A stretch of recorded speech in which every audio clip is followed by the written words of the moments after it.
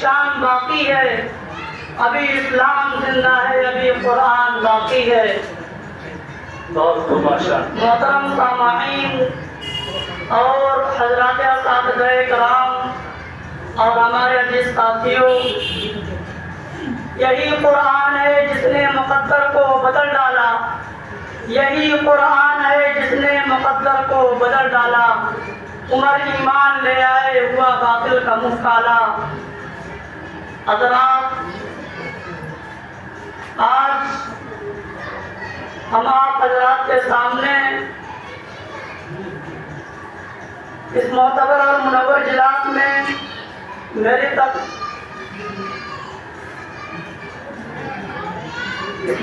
متبرک و منور اجلاس میں میرا موضوع سخن دنیا کی سب سے پاکیزہ اور مقدس کتاب قرآن پاک ہے۔ ہمیں اور آپ کو چڑھتے سورج کی طرح یقین ہے کہ اس کا ایک ایک حرف چاند اور سورج سے بھی زیادہ صاف و شفاف اور روشن ہے۔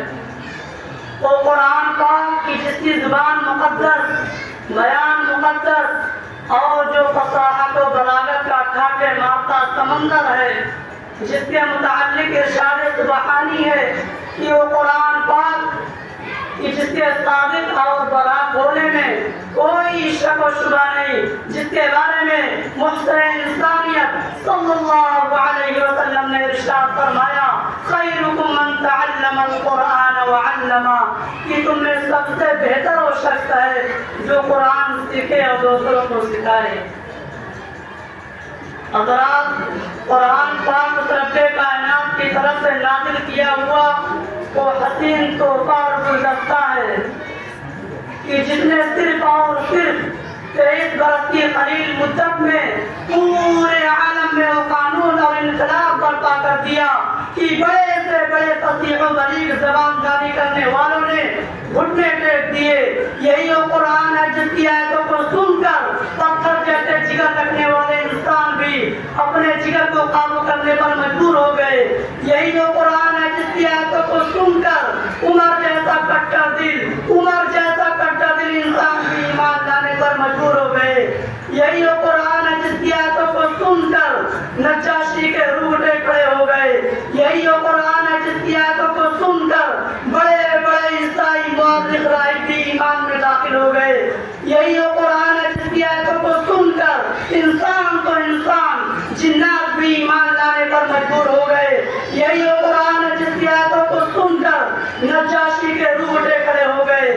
یہی وہ قرآن ہے جس نے زمان و مکان میں زندگی بخشی۔ یہی وہ قرآن ہے جس نے عدل و انصاف کا پیغام دیا۔ یہی وہ قرآن ہے جس نے مردہ قوم کو زندگی بخشی۔ یہی وہ قرآن ہے جس نے باطل کے لہراتے ہوئے جھنڈے کو گرا دیے۔ یہی وہ قرآن ہے جس نے کیسر و کسرا کے غرور کو خاک میں ملا دیا۔ یہی وہ قرآن ہے جس نے ایک ایشور کی بھکتی سکھلائی۔ یہی وہ قرآن ہے جس نے توحید اور ایمان کا درس سکھایا۔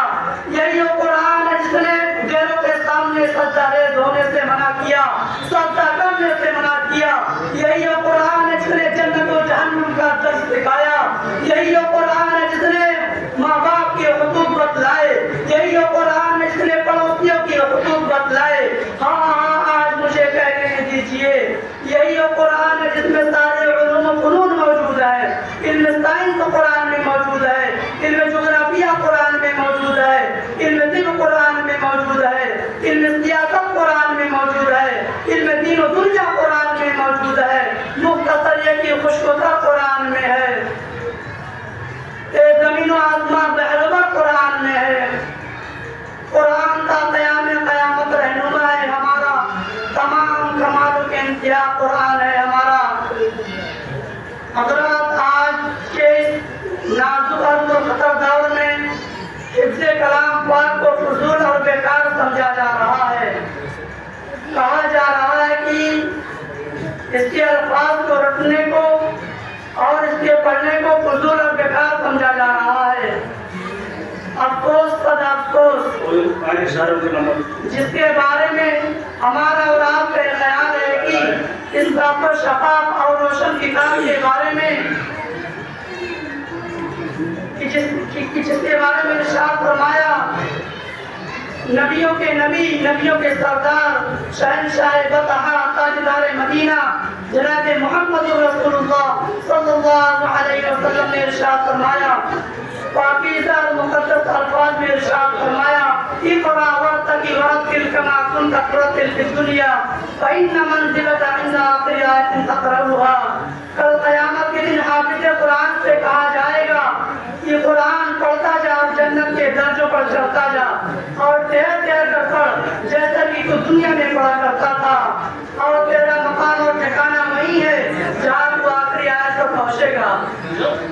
मुसलमानों याद रखो, ये कुरान करीम दुनिया की सबसे बड़ी निअमत और दौलत है।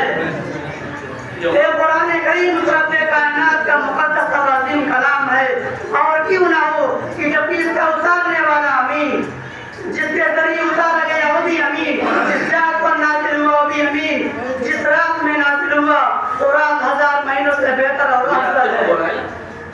हज़रत अल्लाह का दुलारा खुदा का प्यारा नबी इरशाद फरमाता है कि जिसने कुरान करीम पढ़ा और उस पर अमल किया, उसके वालिदैन को कल क़यामत के दिन सूरज से भी ज्यादा रोशन ताज पहनाया जाएगा। गौर करने का मकाम है कि जब वालिदैन को इस गिरा-कदर-बारी नाम से नवाजा जाएगा तो कुछ पढ़ने वालों को मकाम मर्तबे का क्या आलम होगा।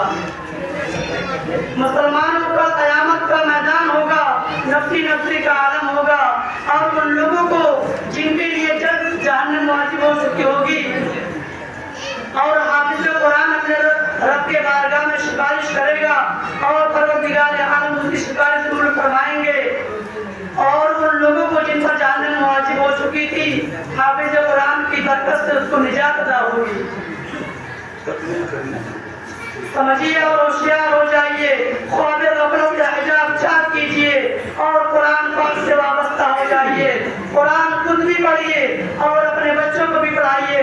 खुदा ना खास्ता लगा आज हमने 2-4 पैसे की लालच में दीन इस्लाम से दूर रखा, मदारिस से दूर रखा, कुरान से दूर रखा, और हमारी नजर उखरवी नेमतों के बजाय दुनिया में डिग्रियों पर नहीं, तो याद रखिए कल क़यामत के दिन अल्लाह रब्बुल इज्जत के यहाँ जवाब देना होगा। मैं अपनी बात को इस शेर के साथ खत्म कर रहा हूँ कि कुरान की इज्जत करवाए मुसलमानों अपने अपने सीनों में, कुरान की इज्जत करवाए मुसलमानों अपने अपने सीनों में। ये दौलत नहीं मिलेगी तुम्हें जमीनों आसमानों में।